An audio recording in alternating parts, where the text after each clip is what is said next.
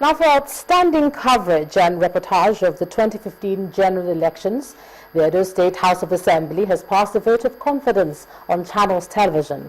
Majority Leader of the House, Philip Shuaibu, made the Assembly's position known during plenary, and he said Channels Television stood out in objective and unbiased reporting of the polls. He also urged other media houses to emulate the multiple award-winning station. Let's move on now. Nigeria's 2015 presidential election has been commended as a legacy that all African countries should emulate. And this is coming from the visiting president of Côte d'Ivoire, Mr. Alassane Ouattarra, who held talks with President Goodluck Jonathan today in the presidential villa. While congratulating President Jonathan, the Nigerian people, and President-elect General Muhammadu Buhari, the Ivorian president described Nigeria's experience as a lesson for all. Mr. Ouattarra extolled President Jonathan's leadership qualities, describing him as first a West African before a Nigerian. He recalled his experience in his country's presidential election 5 years ago when his predecessor, Mr. Laurent Gbagbo, had him holed up in a hotel for 4 months. The consequence was a civil war that claimed lives of over 3,000 people.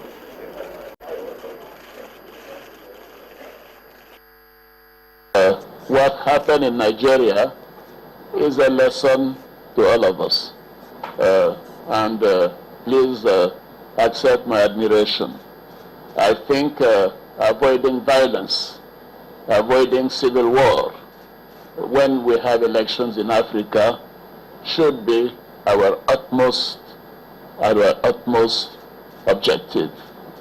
People are more important than power. And Mr. President, my good friend, I'm not surprised by what you did. And I wanted to congratulate you, to congratulate the Nigerian people, to congratulate the President-elect. This election in Nigeria is a legacy for all the African countries, for all the Democrats. And I think we owe you a lot in ECOWAS. Commendations continue, and the United States Ambassador to Nigeria, Mr. James Entwistle, has commended the Nigerian police for its conduct during the general elections. He says with about 13 elections coming up around the African continent in the next 2 years, Nigeria will be a reference point for a peaceful transition. Mr. Entwistle assured the police of the American government's resolve to increase its training partnership with the Nigerian police. The Inspector General of Police, Suleiman Abba, also gave assurances of transforming the police force.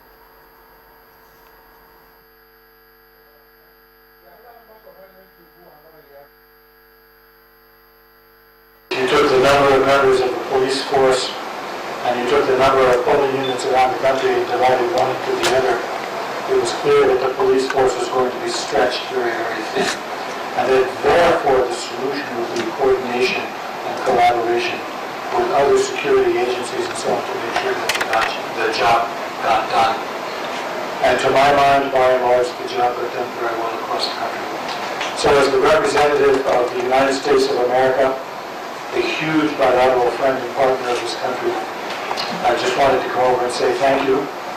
And I've been telling Washington to focus on the performance of the police, and I've been making the point to them that this is why we want to work so closely with the police in training and equipment and all of these other areas. Because when the chips are down, when the most difficult tasks are on the table, as we've seen quite recently, the NDF comes through. So thank you very much. What brought us to where we are now was the clear directive to all officers involved in the election to be civil in their performances, to be non-partisan, and to also be impartial. That was what we exhibited, and I'm glad to note that that's what added the greater value to the credibility of the elections. Your Excellency, I would like to assure you that we will continue to do our best to ensure that the mindset of police officers is changed for the better. In the meantime, the Minister of State for Defense has charged the Nigerian Armed Forces to maintain its loyalty to constitutional authority, even as the current government winds down. Colonel Augustine Akobundu, at his maiden visit to the defense headquarters, also commended the military for its resourcefulness in tackling the insecurity in the country. He urged the leadership of the armed forces to accord the incoming administration the same loyalty and support shown to the current administration and previous ones. The Chief of Defense Staff, Air Chief Marshal Alex Bade, also affirmed the loyalty of the armed forces, saying it rests with the Constitution alone.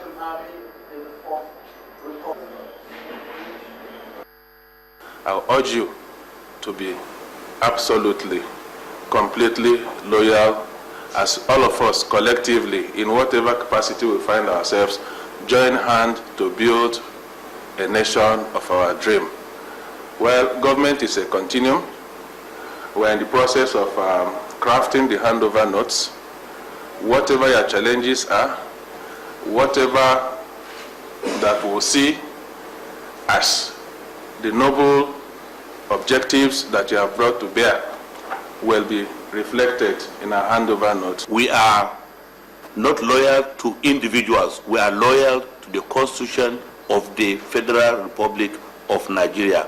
We must always remember that. And I thank God that this reminder is coming from our Honorable Minister.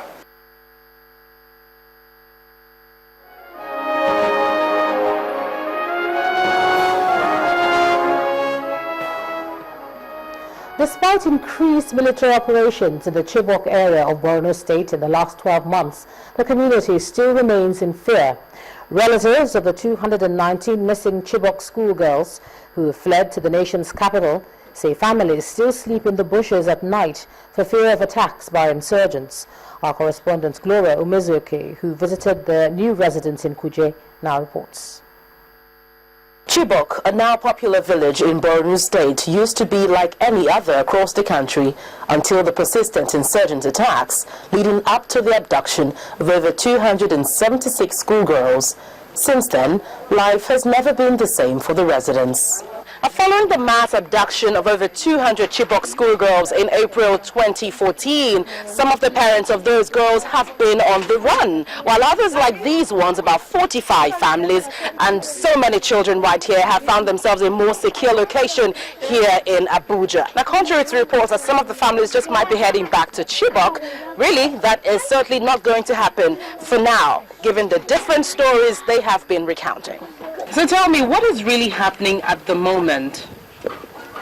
Well, at the moment, the story we have been received from, there's a network in our place now. Things is not yet normal. Up to now, as I'm talking to you, some of our people are still sleeping in the forest. No place for them, nothing. They are suffering, no water to drink. Some of them are sick. Some of them are even no food for them to eat. Back at home, nobody is usually spared, both young and old, according to 75-year-old Bulus Malum, who told me that he had over 100 livestock stolen, sacks of grains destroyed, and some girls raped in one of the attacks. Ni da kai na kam, kani na kuma suka kakashe mu. Wanda muna cikin baba daya aka kakashe mu, yar na kuma babu. Abinda zai iya ci in ba albarkaci mutanen da ana kawo mana kyauta ba, to ba mu da abin shi. Fear has become the only emotion the families feel. Every night they fled their homes and slept in the bush, owing to inadequate security. So our parents are in the bush right now as I'm talking to you. People living inside the bush, living inside the forest. That there is nothing good about them to come into the home. Because when you come home, people are hunting you like bushmeat, killing you, destroying your properties, adopting your wife, sleeping with your woman for your present. That there is nothing about life. And some people are saying that things is still things want to be getting better, and our people are saying that there is nobody among our people that say we are going back home. People from village are coming back to the city. As they have settled here in the nation's capital, life for now poses little danger, but the government, they urge, must double up its efforts to tackle their biggest threat. Gloria Umezuke, Channels Television News.